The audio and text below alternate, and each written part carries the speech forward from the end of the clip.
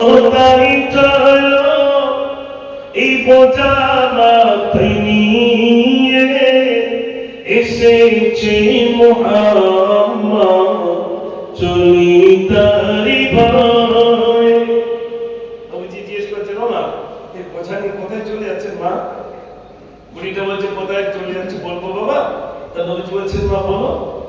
বলি শোনো বেটা আমার চলি গিয়েছে ভয়ে, এমন যুবক আসলো গীতা চলি তারি ভয়ে। নামটি তার মোহাম্মদ রে মাতা তাহমিনা মোরা জাতি পূজা করি সে তো তাদের মানে না। আমরা যাদের মামুদ বলি ও তাদের মানতে চাই এই জন্য চলে যাচ্ছে। আচ্ছা তো নবীজি বলছে, ও মা আর কি অন্যায় আছে? বিধর্মীকে নবীজি মা বলে ডাকবে। যারা বলুন সুবহানাল্লাহ। দেখে কি শিক্ষা দিচ্ছে। আর আমাদেরকে বলে সাম্প্রদায়িক না, না ভাই। কে আর সম্প্রীতির বার্তা কে দিয়েছেন শোনেন। রাসূল করিম সাল্লাল্লাহু আলাইহি ওয়াসাল্লাম বলেছেন, ও মা আর কি অন্যায় আছে? বুড়িটা দ্বিতীয় অন্যায়ের কথা বলছে। দয়া নাই রে মায়া নাই রে এমন ছেলে আমি না, সে তো করি মাসুম রে করে শুধু অভিযান।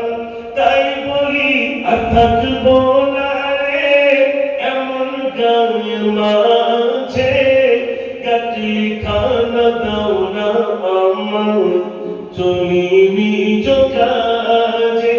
ও বাবা, বাবা আমাকে ছেড়ে দাও, বাবা চলে যায়। নবীজি বলছেন, চলে তো যাবে, বোঝাটা আমাকে দেন, আমি মাথায় করে নিয়ে যাবো। চলে বলুন সুবহানাল্লাহ। নবীজি বলছেন, মা আমাকে দেন বোঝা। ও বুড়িমা বুড়িমা গাটি খানা দাও আমায় চলো চলি দুজনেতে যেতাই গিয়ে সন্ধ্যা গাটি খানা মাথায় নিয়ে আমার নবী চলে। বুড়িমা বলছে, এমন মায়াকে দেখাবে বুড়িমা বাবা। ও বাবা, কে তুমি? আমার বোঝাটা তুমি বহন করে নিয়ে যাচ্ছ। শোনো বাবা, ওই মক্কার মুহাম্মদ না হয় যদি তুমি হতে আমি গ্রাম ছেড়ে আর চলে যেতাম না। একটু জোরে বলুন না সুবহানাল্লাহ।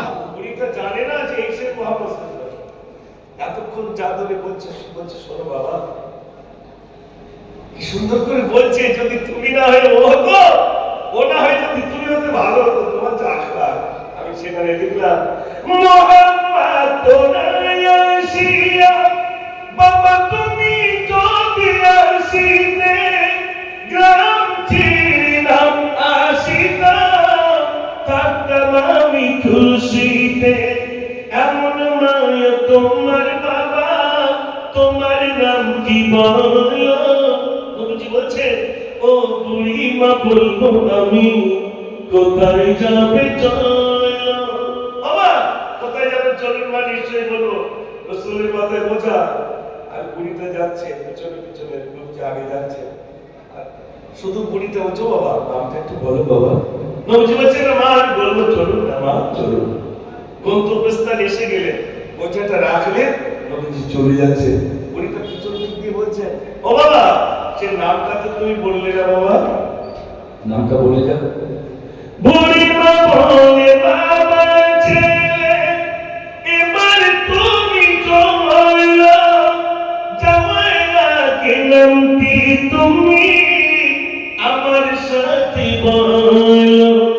নবীজি বলেন, বুড়িমা যার গয়েতে চলেছ আমি তো সেই মুহাম্মদ, কি ভয় তুমি পেয়েছ। চলে বলুন না সুবহানাল্লাহ। বুড়িটা বলে, আল্লাহু আকবার আল্লাহু আকবার। বুড়িমা অবাক হয়ে গেলে, সর্বনাশ, এই লোকটার বিরুদ্ধে এত কথা বললাম, যার বিরুদ্ধে এত কথা বললাম সেই আমার বোঝা বহন করে আনলো। উনিটা লজ্জায় পড়ে গেছে, সিদ্ধান্ত নিচ্ছে। কি সিদ্ধান্তটা শোনে? উনিটা এবার সিদ্ধান্ত নিচ্ছে, এত দয়া তোমার বাবা আগে যদি জানিতাম, কেন বাবা ঘর হতে গাতে খানা আনিতাম। ভুল করেছি বাবা ছেলে, ক্ষমা আমায় করে দাও। ইসলাম আমি করব কবুল, কলমা আমায় বলে দাও।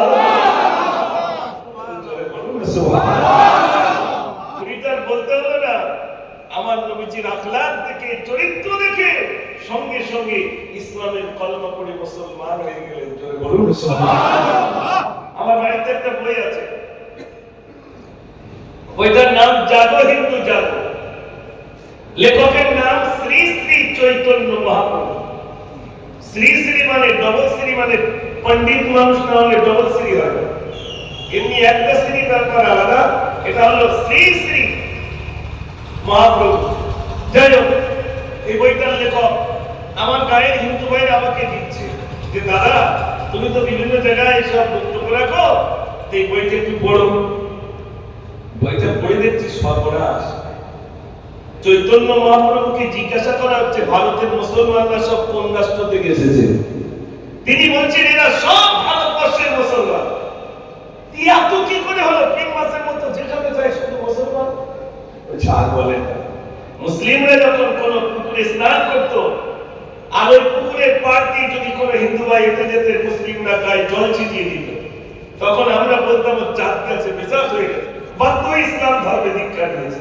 আর কি মুসলিমরা জোর করে হিন্দু ভাইদের গালের ভিতরে গোমাংস ঢুকিয়ে দিয়ে তাদেরকে ইসলাম কবুল করানো হয়েছে, মুসলিম বানানো হয়েছে। এই দুটো কথা কি আপনাদের বিশ্বাস হয়? একটু জোরে বলেন। আচ্ছা, আমার এই যে বইটা লিখলেন আমার হিন্দু ভাইরা, আমরা না বিশ্বাস করলেও দাদারা বিশ্বাস করবে তো? তাহলে আমাদের সব মসজিদগুলো এইভাবে, তাহলে মন্দিরগুলো ভেঙে ভেঙে মসজিদ বানিয়েছে। এখন যেখানে গন্ধ পাচ্ছে না ভাই, যেখানে সেখানে গিয়ে যেন খুশবু পাচ্ছে, যেখানে সেখানে কি যে কোনো মসজিদে গিয়ে আমি অবাক হই। বাবরি মসজিদ ভাঙা হলো, সে সময় আমি ছিলাম শিশু। আমার ওস্তাদ তিনি বললেন ওই মসজিদের বিরুদ্ধে কবিতা বলো। বাংলা বললে তো কলকাতা পর্যন্ত যাবে, আর যাবে না। তাহলে প্রতিবাদটা কি করে হবে? হুজুর আমার সেখানে আরবিতে গজল বলো, শুনবেন আপনারা? বিহারে বলেন না, হুজুর সেদিন আমাকে শিখিয়েছিলেন, আল্লাহু রাব্বুনা মুহাম্মাদুন নাবিয়ুনা নাহনু মাতিউহুমা নাহনু মাতিউহুমা লাইসা মুলকু লিল-যালিম ওয়ালাল মুলকু লিল-খাইন লা নাখাফু আমেরিকা ওয়ালা নাখাফু রুসিয়া ইল্লা উতিব قصدنا نحن ماتيهما الله ربنا محمد نبينا نحن ماتيهما نحن ماتيهما نحن كل حزب الله لا نخاف إلا الله نحن كل حزب الله আপনারা কার দল? আল্লাহর দল। হিজবুল্লাহ মানে কার দল? আল্লাহর দল। লা নাখাফু ইল্লা আল্লাহ, আমাদের কোনো ভয় নেই, আমাদের সঙ্গে আমার আল্লাহ রয়েছে। জোরে বলুন সুবহানাল্লাহ। তো তিনি বলছেন নাহনু কুল্লু হিজবুল্লাহ লা নাখাফু ইল্লা আল্লাহ আসিমু বিহাবলিল্লাহ মুজাহিদ ফি দীনিল্লাহ الجهاد سبيلنا نحن ماتيهما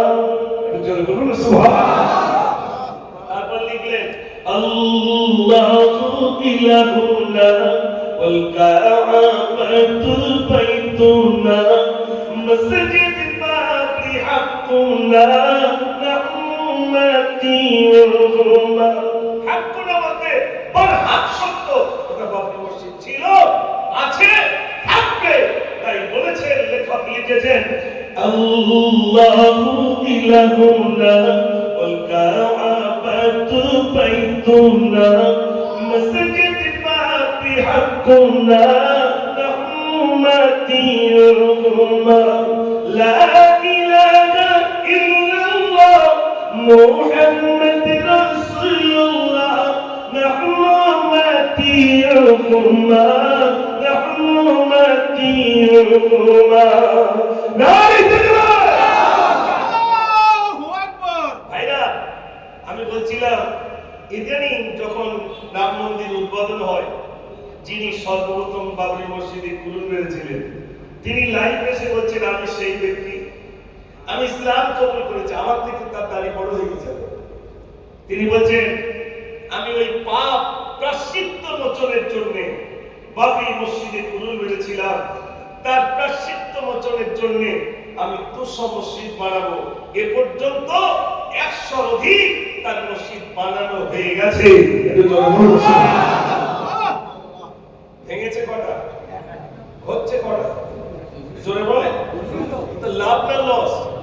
ও ভাই, ভাঙলো তো একটা, হচ্ছে তো 200টা। তাও অবাক হয়ে যায়। আমরা কখনো চাইনি মন্দির ভেঙে মসজিদ হোক, মসজিদ ভেঙে মন্দির হোক, কখনো চাইনি, চাইবো না। আপনারা বলুন, খাস জায়গায় যদি মসজিদ হয়, মসজিদের আওয়াজ হবে? হবে না। এই যে আপনারা মসজিদ বানিয়েছেন, ঈদগাহ বানিয়েছেন, এর জমি রেকর্ড আছে না?